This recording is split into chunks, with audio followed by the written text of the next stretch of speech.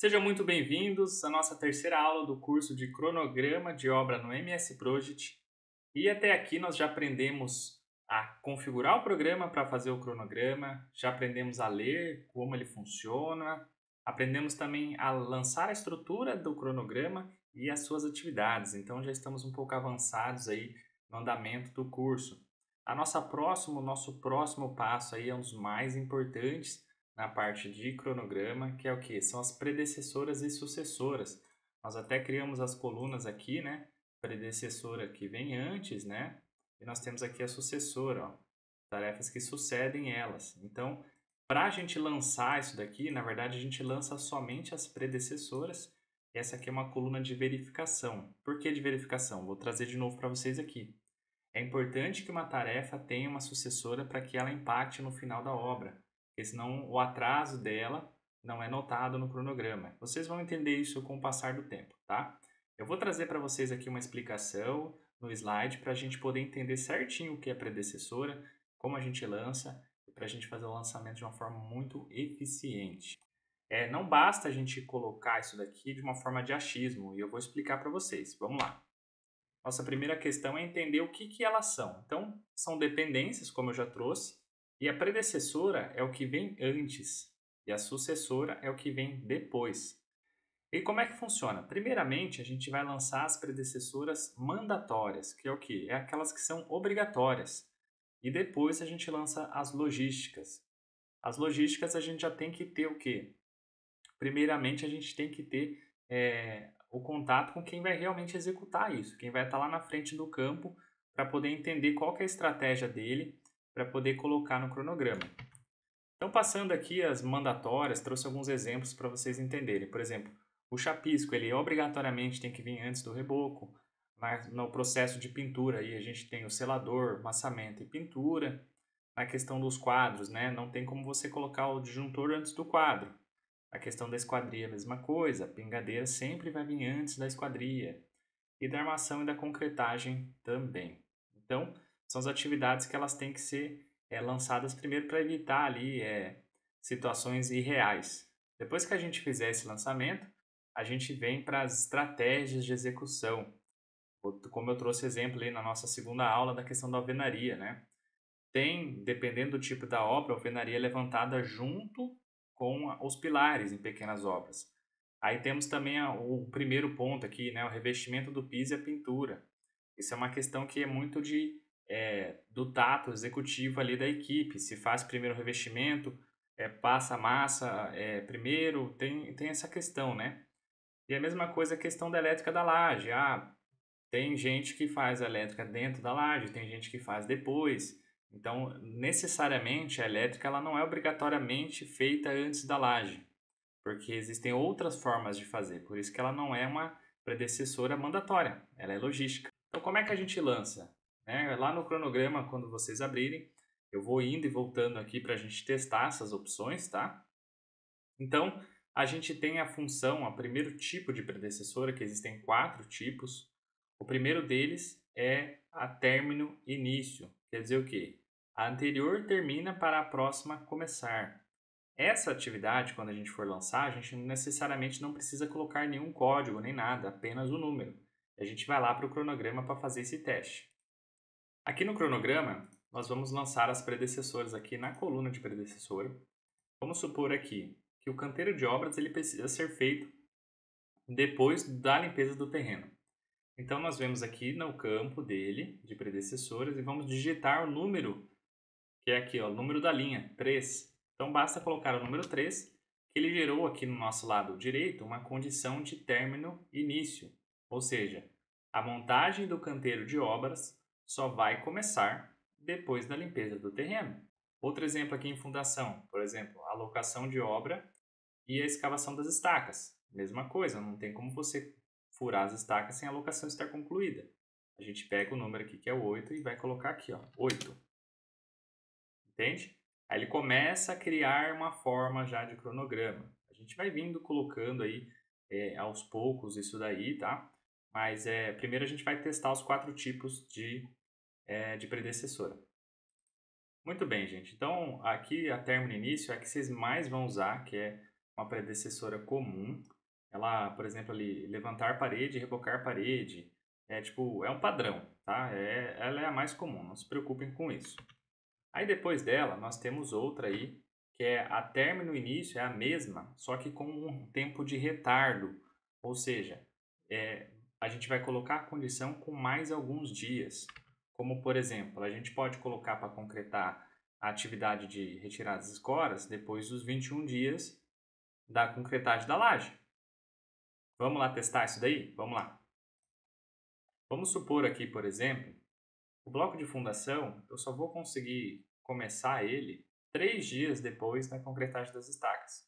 Aqui no bloco eu vou colocar 11 mais, ou seja, eu quero adicionar mais dias, 3. Eu esqueci de falar para vocês. Quando for colocar o mais, tem que colocar a função de... Como é que eu sei a descrição? Por aqui, ó, meu é término e início. Então, tem que colocar aqui TI mais 3. Então, olha lá. Ele pegou e lançou aqui 3 dias depois do início da nossa atividade. Eu vou aproveitar aqui e fazer uma questão para facilitar a nossa visibilidade. Vou aproveitar para ensinar vocês aqui. Ó. Se vocês clicarem com o botão direito aqui no nosso lado direito da tela do cronograma, vocês podem vir aqui linhas de grade. Essas linhas de grade, eles vão trazer para nós aqui uma questão de personalização. Vão ter várias opções aqui. O que eu quero pegar aqui? A camada inferior. O que é a camada inferior? A camada inferior é os dias aqui. Eu vou criar um tipo de linha. Vou colocar aqui essa linha tracejada. Deixa eu ver se vai dar certo. Aí, deu, pronto. Para facilitar a visualização dos dias, ok? Eu posso colocar também uma linha das atividades, se eu quiser. Eu volto lá de novo, linhas de grade. Eu vou vir aqui, linha gigante. Vou colocar aqui uma linha, um cinzinha claro, para não marcar muito. Ó, pronto. Agora tá os dias bem marcadinho para a gente entender. Então o que ele pegou? Ele pegou a mesma linha que está vindo aqui e continuou para lá.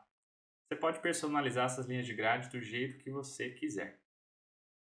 Eu só fiz aqui para a gente poder visualizar certinho que tem 3 dias aqui de retardo. E quando a gente faz isso, vocês viram que começa a aparecer sucessoras de forma automática. Então, como eu disse, esse campo das sucessoras é só um campo de verificação. Então aqui a gente consegue verificar que o que lança aqui aparece na sucessora na sequência. A gente já aprendeu o término início com retardo. E a gente também tem a função de adiantamento, que é o que? Em vez de a gente usar o mais lá, a gente vai usar o menos. Isso pode acontecer para situações mais detalhadas. Vou colocar uma duração aqui para dar certo. Vou colocar 5 dias, só para a gente testar. Eu vou colocar aqui que antes do término das estacas, 2 dias antes, já vai começar os blocos. Ou seja, o que ele está me trazendo aqui? Que antes de eu terminar de concretar as estacas, vou colocar aqui 2 dias para dar certinho, para os dois terminar junto. Ele já vai começar 2 dias antes. É uma função também, tá? Assim, o que acontece? Essas funções extras que eu estou ensinando para vocês, a gente pode usar elas, não tem problema, tá? Principalmente para esse tipo de caso, alguns tipos de casos que eu vou mostrar para vocês ali para frente. Mas a gente tenta usar mais o término início para não gerar confusão. Tá bom? Vamos ver os outros lá. Então, esse tipo de caso aqui do término início com adiantamento, a gente usa para quando a gente quer que uma atividade comece alguns dias antes do término da outra. Ela permanece a condição de começar depois do término, mas com um adiantamento ali. Vamos para a próxima função. A próxima função é início-início. Isso aqui, o nome já diz, né? As atividades iniciarem juntos. Essa função ela é interessante, mas nem tanto, porque ela acaba bloqueando muito o atraso das atividades. A gente tem que usar para casos bem específicos, tá? É bom você saber que ela existe, porque vai acontecer de atividades terem que começar juntas. Então, quando você usa esse tipo de predecessora, você está colocando, você tem que entender o tipo de informação que você está passando para o programa. Essa informação é o seguinte, é que elas têm que começar de uma forma obrigatoriamente juntas. Por exemplo, vamos supor que você tem a atividade de cavar buraco e remover terra no seu cronograma. As duas atividades, elas têm que obrigatoriamente começar juntas, né, para você conseguir fazer. Eu vejo, talvez, uma forma mais fácil de você colocar, por exemplo, assim, escavação do buraco tal, que daí você já considera, vamos dizer assim, que está sendo escavado e sendo retirado a terra também.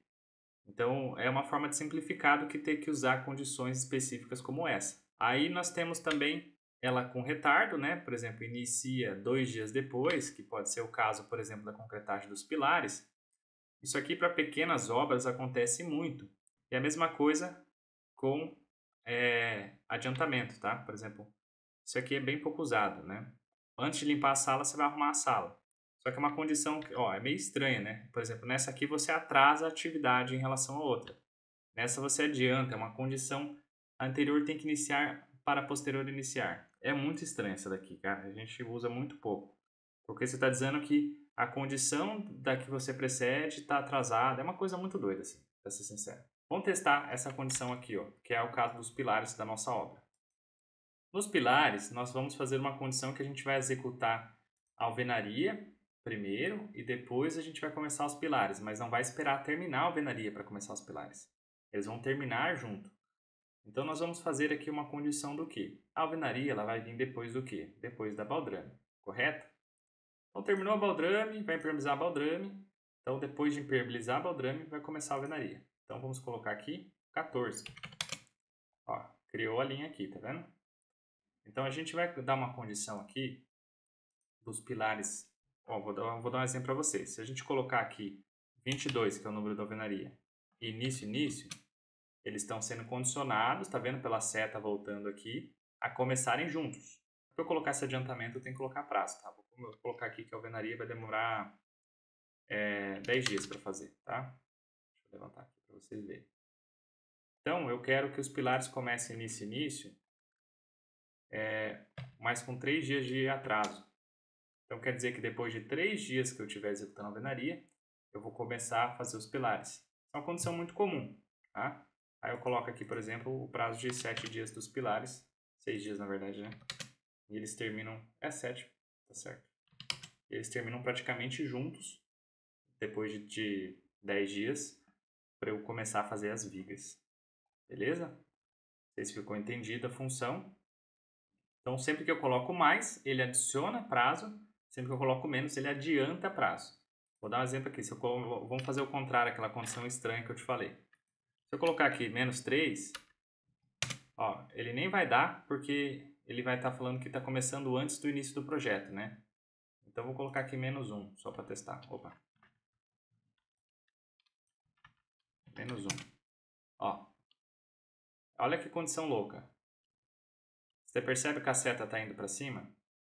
Então, ele está falando o quê? Que o pilar só vai começar um dia antes da alvenaria. Você percebe que não faz sentido? Eu não vejo sentido nessa função, tá? Eu recomendo vocês que não usem. Porque daí isso confunde muito a cabeça, a leitura e a edição sua do cronograma depois lá. Vamos lá aprender mais uma função. Então, início, a gente já aprendeu início e aprendemos término, que é a padrão. Aí nós temos também aqui a término, que é uma função também assim que não tem muito sentido para a obra.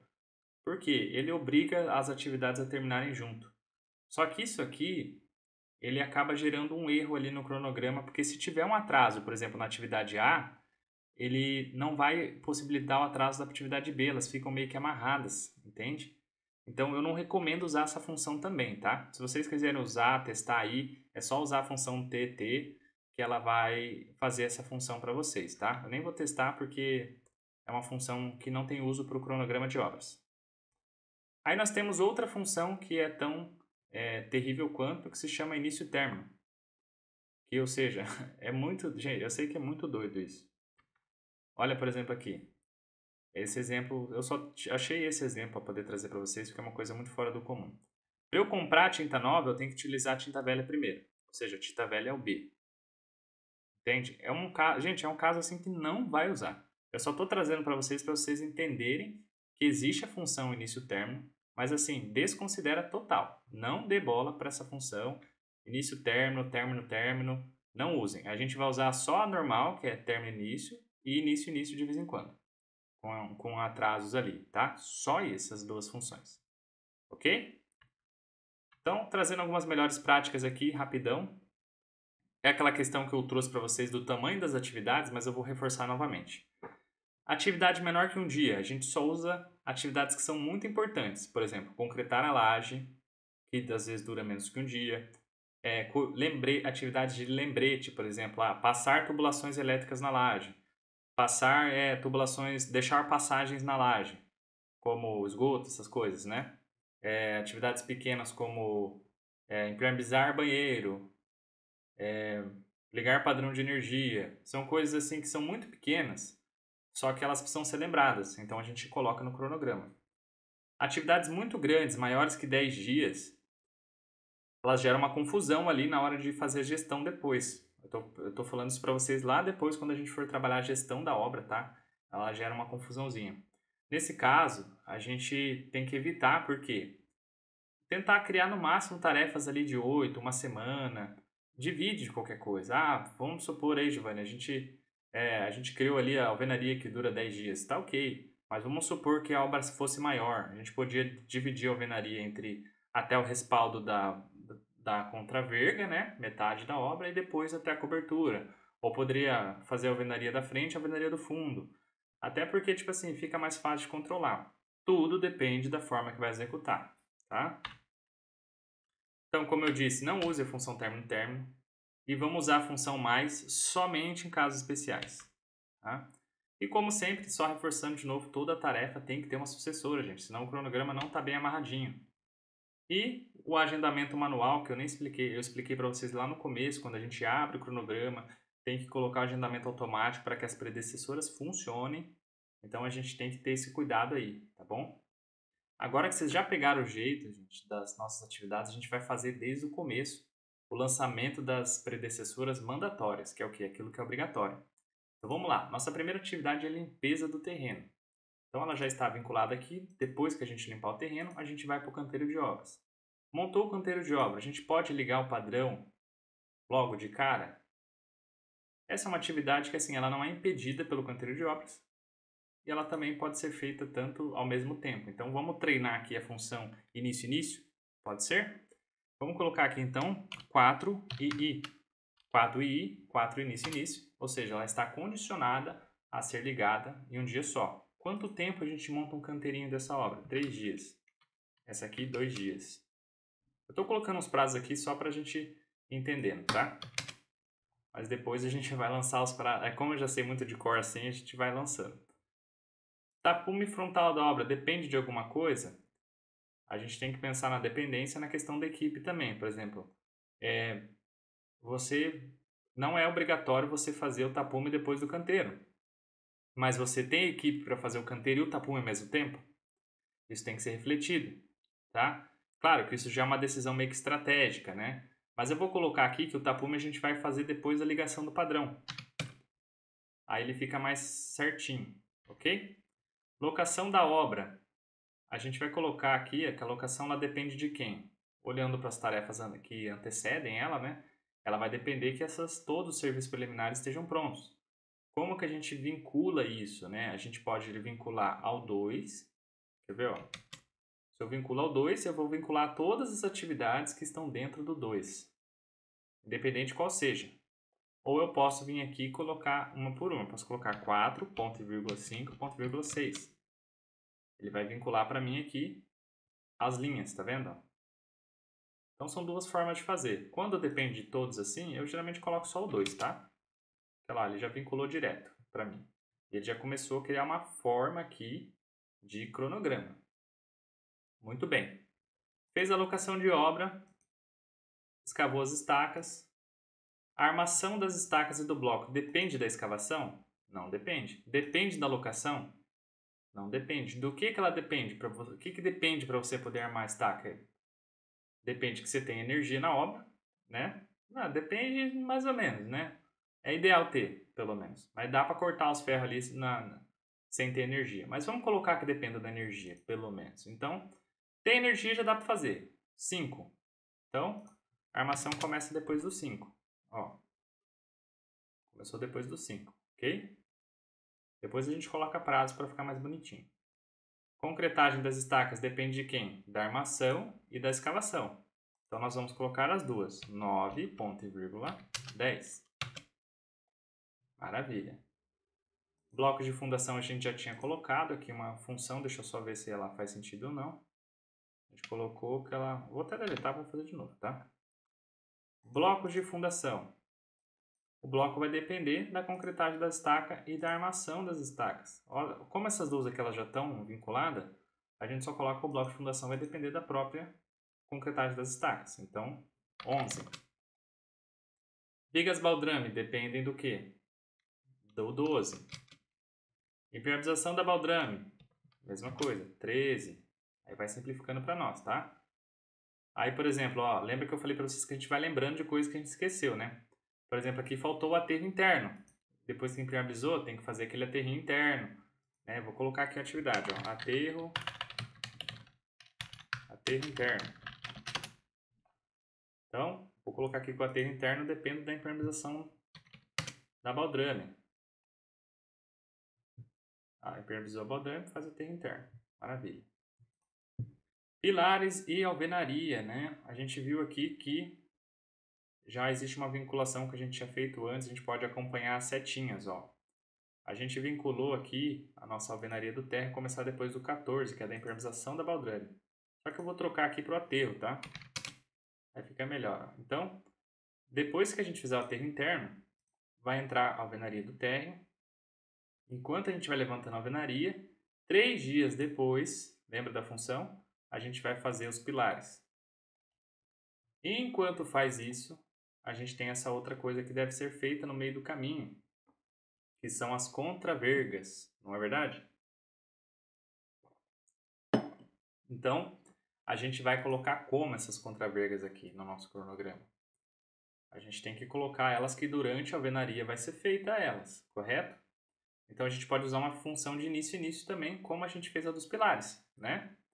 Então, eu vou copiar aqui a dos pilares para baixo, como se fosse a mesma, só que ela não vai começar junto, né? Porque geralmente o pessoal concreta as contravergas e chumba elas nos pilares, né? Então, eu colocaria ali, em vez de 3 dias, eu colocaria pelo menos uns 5 dias. Depois a gente arruma o prazo, tá? Vigas de cobertura. Então, quando que a gente vai fazer as vigas? A gente vai fazer as vigas depois que já tiver os pilares, já tá tudo prumado lá em cima, né? Então, o 17, o 18 e o 23 tem que estar pronto. Então, vou colocar aqui 17, 18 e 23. Se estiver muito rápido, vocês pausam aí e voltam, tá? Então, ou seja, a gente vai começar a montar a nossa viga só depois que essas condições estiverem prontas. Você viu que o cronograma ele vai automaticamente criando ali, né, a ordem das coisas. Então, esses dois passos aqui, ó, eles são subsequentes, né? Muitas vezes acontece você começar a montar a laje antes do término da viga da cobertura. Não tem problema, tá? Isso aí vocês alinham lá com a equipe. Então, vou colocar aqui 19 e 20. Aqui tem um porém, gente, laje, né? A gente viu que tem aqui, ó, vamos voltar lá embaixo, na elétrica, ó. Passagem dos eletrodutos na laje, instalações elétricas. O que dá para fazer, gente? A gente pode deixar ele lá na elétrica ou a gente pode puxar ele lá para cima para a estrutura.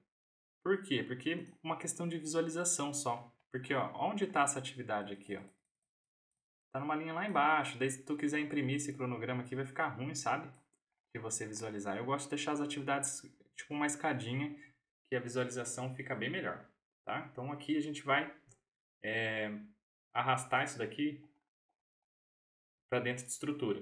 Então, tu pega aqui e arrasta lá para cima. Coloca antes aqui da concretagem da laje. Então, ela depende o quê? Ela depende da montagem da laje. Só que não necessariamente ela tem que,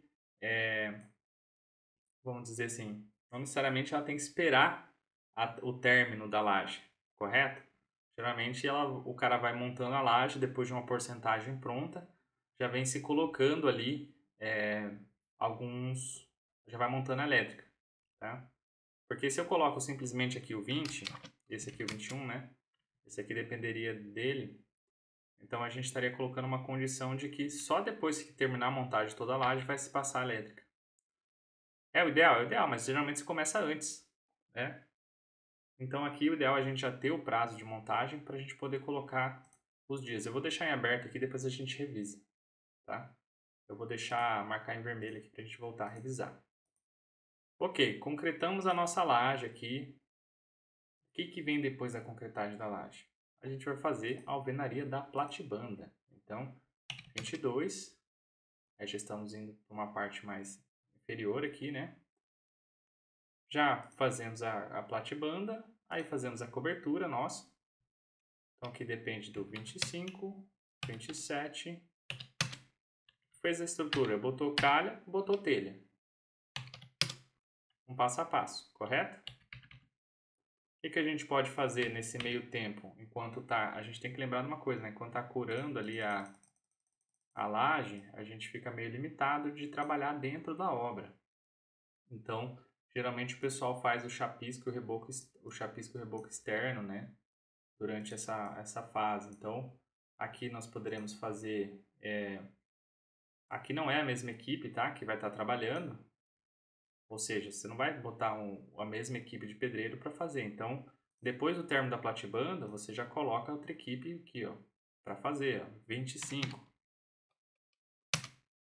Ou seja, terminou a alvenaria da platibanda, já começa o chapisco externo e vai para o reboco externo.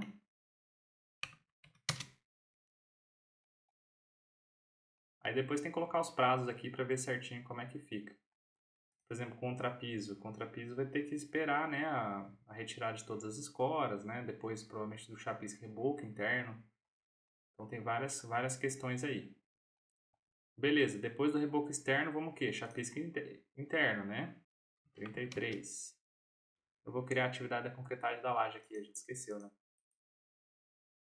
Essa atividade que é importante, tá? Retirada, escoras, laje. Isso aqui é mais para te ajudar a montar 22, término e início, mas...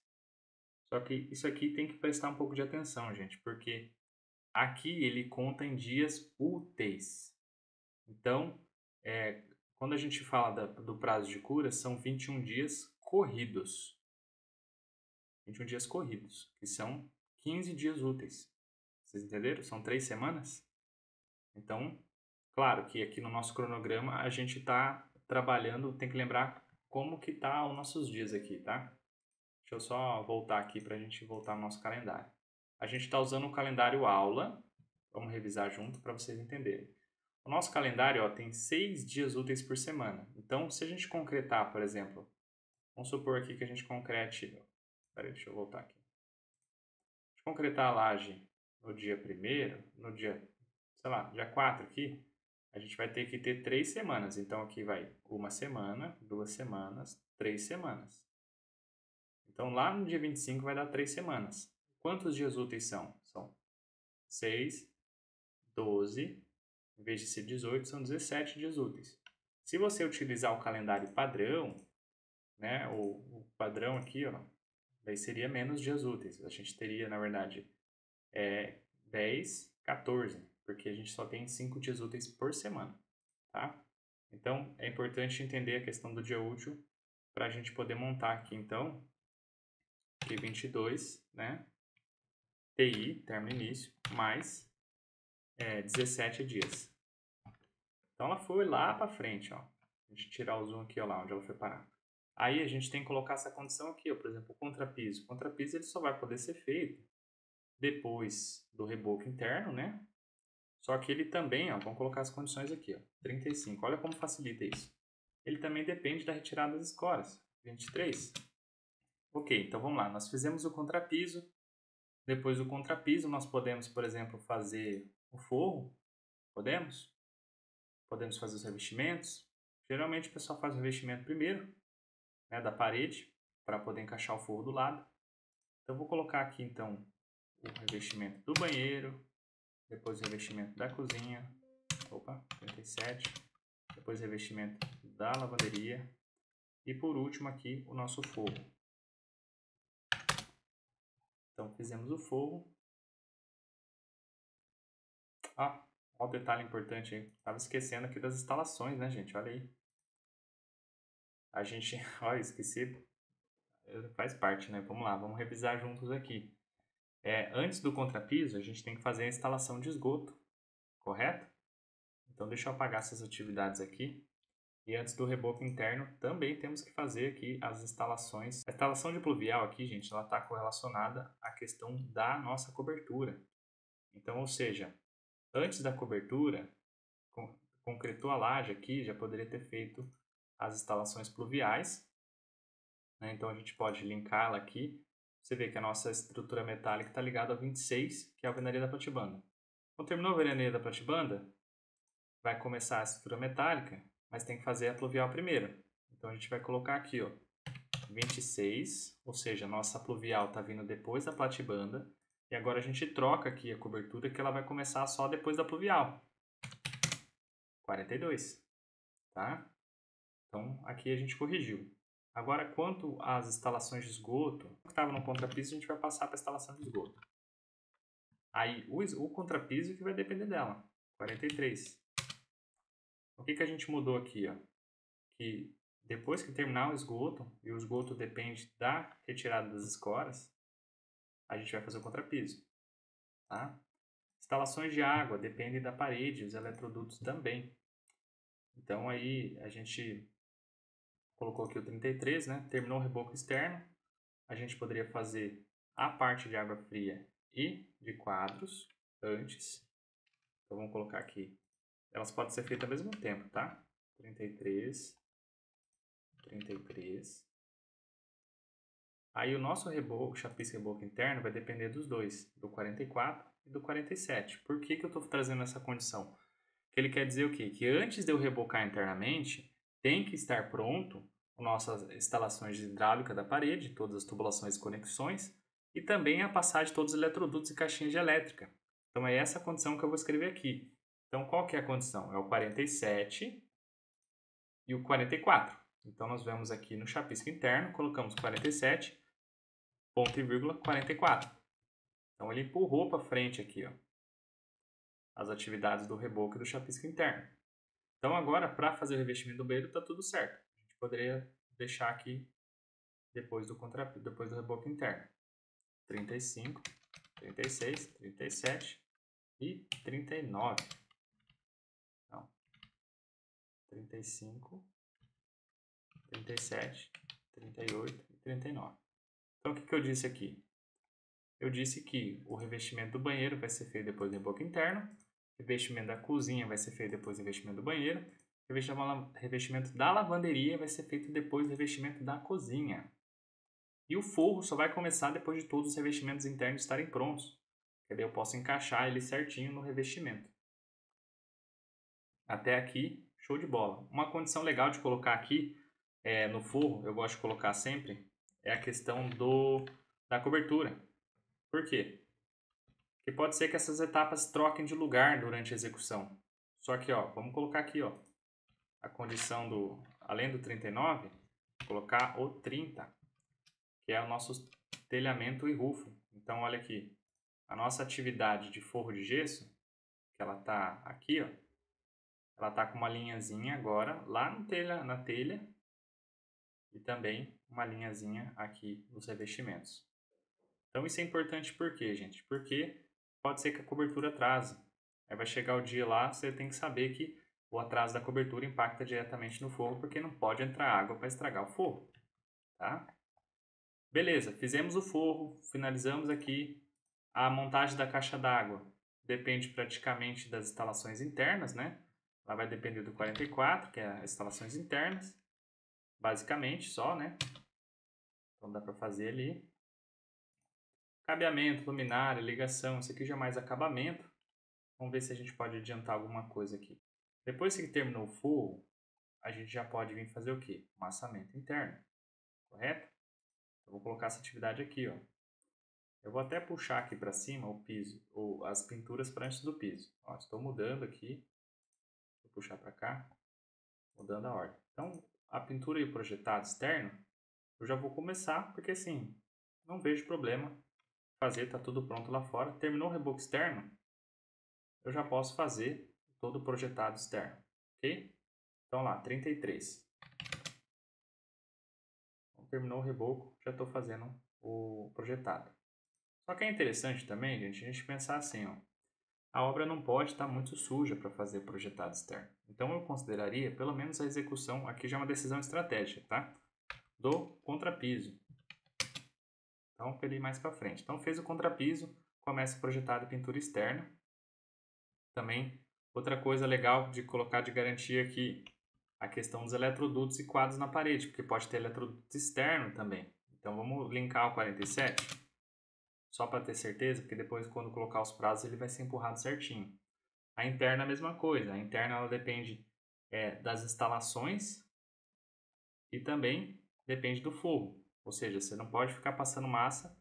Ali até pode passar massa antes de ter o forro e tal, mas acaba sujando, né? Então eu vou considerar aqui o nosso amassamento e pintura, né? Depois do forro, que é o 40. O forro, como ele já está ligado aos revestimentos, eu não vou considerar, tá? E também essas instalações já estão ligadas às situações antes do forro. Então eu vou colocar o 40, que é o forro. O forro já está ligado à cobertura também. Não vejo sentido de ligar também. Mas se você quiser colocar, não tem problema. Eu vou colocar só o forro, tá? 40. Então dá para fazer o amassamento. Então o que a gente tem aqui agora? A gente tem a pintura das paredes internas. Que é interessante também a gente já ver isso aqui. Amassamento e pintura do forro. Depende de quem? Depende do forro. 40 também. Depende da... Elas têm alguma ordem específica? Não. Vamos deixar solta aí por enquanto, tá? Esquecemos das pingadeiras, né? As pingadeiras, elas têm que ser colocadas ali antes da... Vamos colocar assim, meio que junto com o reboco, né? Então fez o chapisco ali, fez o reboco na hora do requadro ali. Eu vou colocar ali que ela seja feita depois do reboco externo. Interno e externo. Então, 35 e 33. Cadê ela? 35,33. Vai lá para frente. Quem que depende da pingadeira para ser feita? A pintura, é importante, né? Não dá para fazer amassamento nenhum dos dois daqui, né? Os 52 e 53. Então nós temos que colocar aqui também na nossa condição. Daqui depende do 61. Só que aqui está tranquilo. E o amassamento também depende da pingadeira. Porque não dá para eu fazer o amassamento sem estar a pingadeira no lugar. Senão vira uma bagunça. Show! Botamos a pingadeira aqui. A esquadria depende da pingadeira. 61.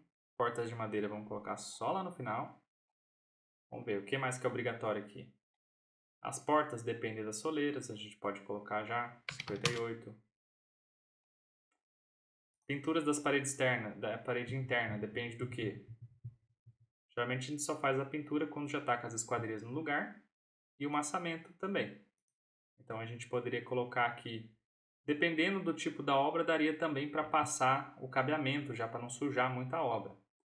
Eu vou colocar essa condição, tá? Vamos supor que a gente tem um lugar meio que seguro que dá para passar cabo lá já. Então o cabeamento aqui ele vai ser feito depois do massamento da parede, 53. E a pintura da parede, ela vai depender do cabeamento, que é o 48.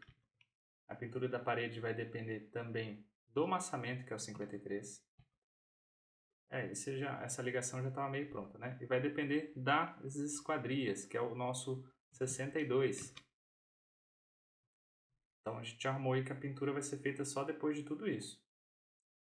Soleiras dependem de quem? Do contrapiso. Já foi feito lá atrás, 36. Os pisos dependem da soleira, 57 e 58.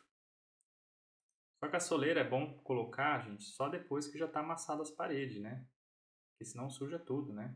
Ela é quase um piso. Então vou considerar aqui que a gente vai amassar a parede, vai fazer o piso e depois vai fazer a pintura. Tá? Essa vai ser a nossa ordem executiva.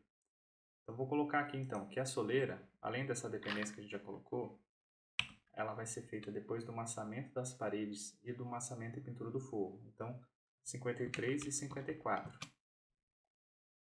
Então vocês viram aqui onde que ela foi parar, né? Aqui, ó. Aí os pisos na sequência também. A pintura da parede interna eu vou arrumar aqui só para colocar ela dependente também do 54. Eu quero que ela seja feita depois do forro. Vocês estão vendo que está ficando algumas sem sucessoras aqui, né? A gente já vai revisar isso aí. Olha lá, colocamos o piso na obra inteira, instalamos as esquadrias, né? A obra já está num estado legal. Tá com porta, tá com a porta, né? Aqui uma condição legal de colocar 58, eu coloquei depois dos pisos, né? Mas tem que ser depois também da pintura fina, senão estraga toda a porta de madeira. 55. Então, beleza. Portão e gradil. Esse aqui, depois da pintura externa, vou colocar. Como já tem muro, né? Vou colocar uma 52. O que vai depois do portão? A gente pode, por exemplo, plantar grama, né? 64.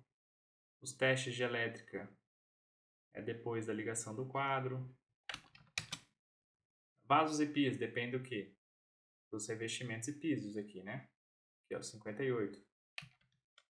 58. Cubas, 59 ali, que é os pisos da área social.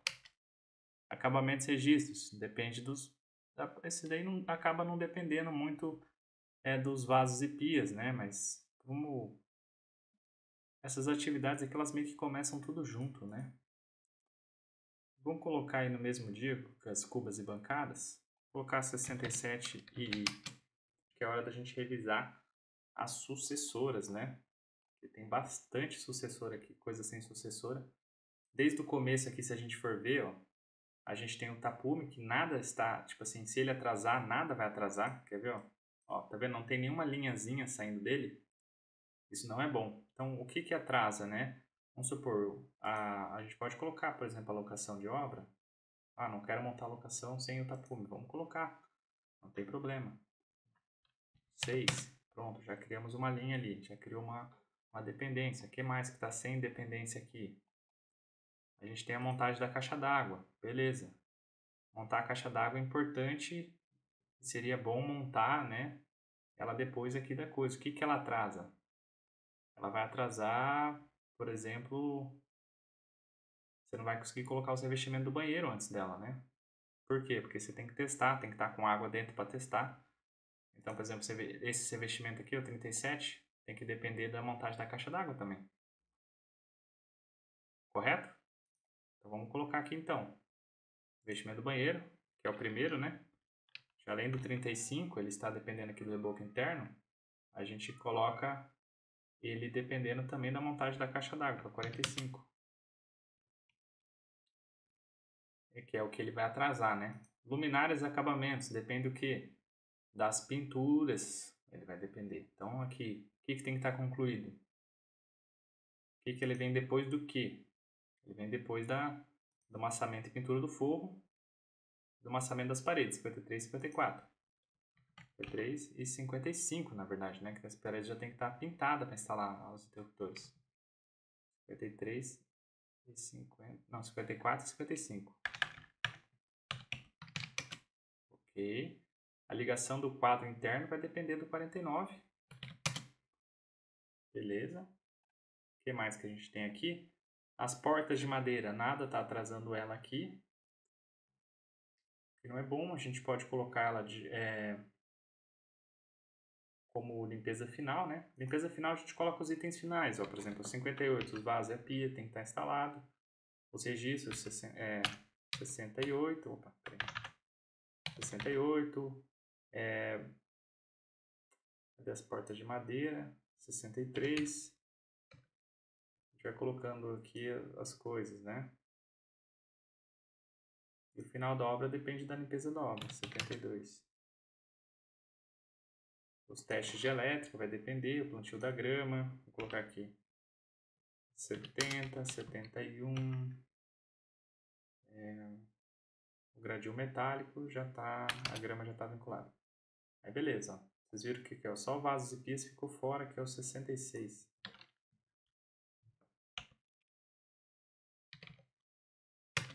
Pronto. Assim a gente finalizou basicamente as nossas predecessoras, gente. Ó, se você for ver, ó que bonitinha a curvinha ficou. Olha isso, tá muito bonito, né? A gente já viu que ele tem realmente uma sequência de escada, né? Como se ele fosse uma sequência mesmo. Na próxima aula a gente vai trabalhar, gente, a questão da duração das atividades, quando a gente tem que revisar essa sequência de serviços, como revisar essa sequência de serviços. E aqui a gente já foi aí uma parte bem avançada já da nossa parte do nosso curso, tá bom? Vamos lá, gente, para a nossa próxima aula.